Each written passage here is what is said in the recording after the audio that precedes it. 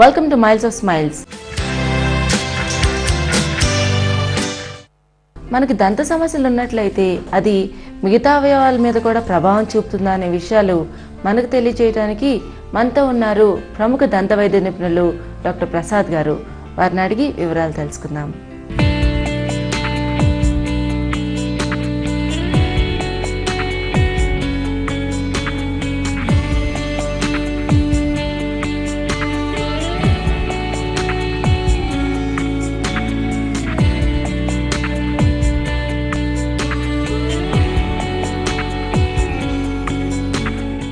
Hello doctor, దంత సమస్యలు అనేవి మనం చాలా కామన్గా చూసినప్పటికీ అంటే వాటి గురించి ప్రత్యేకమైన శ్రద్ధ తీసుకుంటున్నట్టు మనం చూడడం యూజువల్గా.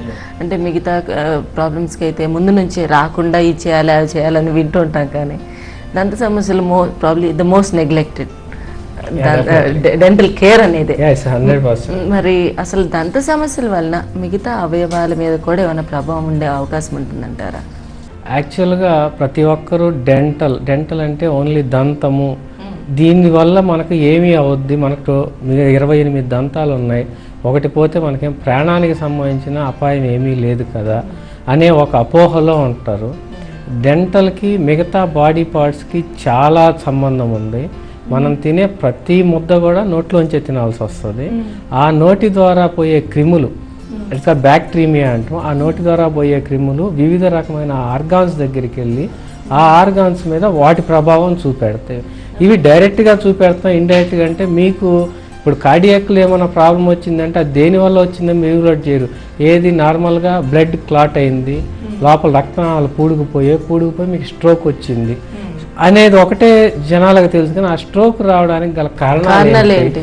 ఈ కొలెస్ట్రాల్ తింటున్నాము, కొలెస్ట్రాల్ ఫ్రీ ఇవన్నీ చెప్తున్నారు. బట్ వీటన్నిటికన్నా ముఖ్యమైనది మన నోటి దంత సమస్య ఉంటుంది. నోటిలో మనకు చిగుళ్ళకి వచ్చే వ్యాధులు, చిగుళ్ళల్లో ప్రతి పంటికి 5 పక్కల మనకు చిగురు కింద ఉండే ఎముక అలా పట్టుకొని ఉంటుంది. దీనిలో మనకు ఏ క్రిములైనా కూడా ఆ చిగుళ్ళ ఏరియాలో మనకు లాడ్జ్ అయ్యి కొన్ని రోజులు అలానే క్రిములు చిగుళ్ళల్లో కనుక ఉంటే దానిలోంచి ఇన్ఫెక్షన్ స్టార్ట్ అవుద్ది. ఒక్కసారి ఆ ఇన్ఫెక్షన్ స్టార్ట్ అయ్యాక మనం తినే ప్రతి పదార్థంలోనూ ఆ ఇన్ఫెక్షన్ మిక్స్ అయ్యి అలా లోపలికి స్ట్రీమ్లోకి స్టార్ట్ అవుద్ది. అది 3 రకాలుగా వెళ్తుంది. ఒకటి మనకు తినే ఫుడ్లోంచి వెళ్ళడం, రెండోది రక్తనాళాల గుండా. రక్తనాళాలు అనేది ప్రతి ఒక్కదానికి కనెక్షన్ ఉంటుంది త్రూఅవుట్ ద బాడీ, రక్తనాళాల గుండా వెళ్తుంది.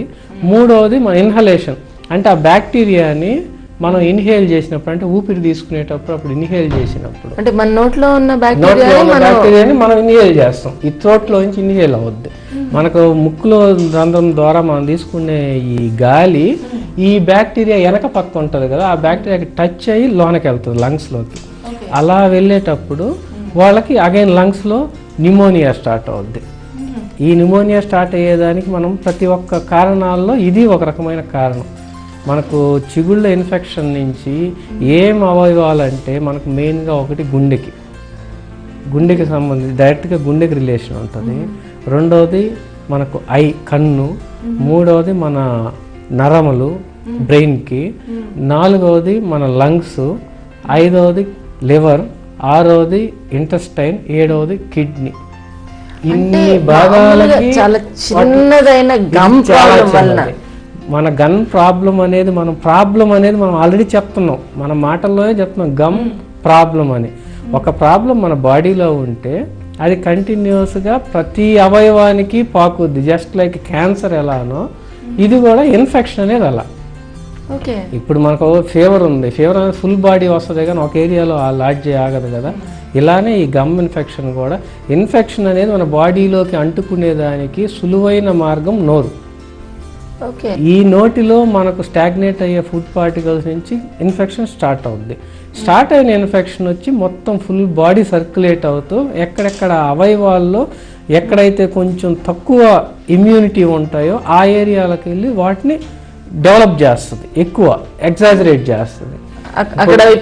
ఇప్పుడు for small example cardiac patients రక్తనాళాల్లో ఇది గడ్డగట్టుకుంటుంది, కొవ్వు పేరుకుంటా ఉంటుంది. పేరుకునేదానికి రక్తంకి ప్లేట్లెట్ అనేది మ్యాక్సిమం రక్తం గడ్డగట్టుకున్న ఉండే పార్టికల్. ఓకే.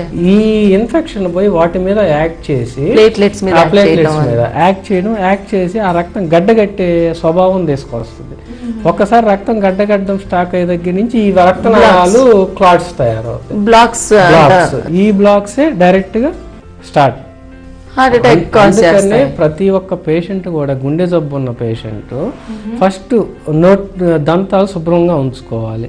ఈవెన్ ప్రతి కార్డియాక్ ఆపరేషన్కి ముందర ఒక్కసారి డెంటల్ చెకప్కి పంపించి డెంటల్ అంతా క్లీనింగ్ అంతా చేసి ఫ్రీ అయిన తర్వాతే కార్డియాక్ ఆపరేషన్స్ చేస్తారు. త్రూఅవుట్ ద వరల్డ్ ఇది కామన్. ఒక్క మన ఇండియాలో మాత్రమే, అది కూడా కొన్ని ఇన్స్టిట్యూషన్స్లోనే. ఎందుకంటే పేషెంట్ సార్ మాకు మళ్ళీ ఆ ఓరల్ క్లీనింగ్ కూడా మాకు ఎక్కువ అవుతుంది, ఆరోగ్యశ్రీలు ఇవన్నీ కవరేజ్ అవ్వు, ఈ ప్యాకేజీల్లో లేవు. వీటి వల్ల డాక్టర్స్ ధైర్యంగా ఒక పేషెంట్ని నీకున్న సమస్య, దంతాల్లో ఏ సమస్య ఉన్నా ఫస్ట్ క్లియర్ చేసుకొని మా దగ్గరికి రండి అనగలిగే ధైర్యం మన కార్డియాలజిస్టులకు లేదు ఈరోజు. ఎందుకంటే అగైన్ ఇక్కడే వీళ్ళు వచ్చి మనకు ఇంత అవుద్ది సార్ మనకు ఖర్చు, దీనిలో మనం ఎంత తగ్గిచ్చేస్తాము అనే దానిలోనే పేషెంట్ ఉన్నాడు. కానీ పేషెంట్ ఏ జబ్బు లేకుండా క్లియర్గా బయటికి వెళ్ళిపోదాం అనే వాళ్ళ సంఖ్య 30% ఉంది ఇప్పుడు ఇండియాలో. ఆ రిమైనింగ్ 70% మందికి ఇలా ఛాన్సెస్. ఎప్పుడైతే వీళ్ళు డెంటల్ నెగ్లెక్ట్ చేసి కార్డియాక్ సర్జరీస్ చేస్తారో, సర్జరీ చేసినాక మళ్ళీ 1 or 2 yearsలో అది మళ్ళీ రీబ్యాక్ అవుద్ది. ఇది యాక్చువల్గా డైరెక్ట్గా డెంటల్ నుంచి బ్యాక్టీరియల్ ఎండోకార్డైటిస్ అంటారు. అది ఎక్కడైనా మీరు చూడండి, first dental cause to bacterial endocarditis అంటే ఇన్ఫెక్షన్. మన కవటాలు ఉంటాయి హార్ట్ మీద, ఆ కవటాల మీదకి ఇన్ఫెక్షన్ చేరి అక్కడ పేరుకొని దానికి ఇన్ఫెక్షన్ వస్తుంది. ఐటిస్ అంటే ఇన్ఫెక్షన్, ఎండోకార్డియల్ బ్యాక్టీరియటిస్. ఈ ఇన్ఫెక్షన్ వల్ల పేషెంట్కి గుండె జబ్బు మోల్ ప్రోన్ అండ్ ఆపరేషన్ చేసింది, ఆపరేషన్ వచ్చి 100% సక్సెస్ రేట్ ఉండదు బికాస్ దీనివల్ల. ఇలాగనే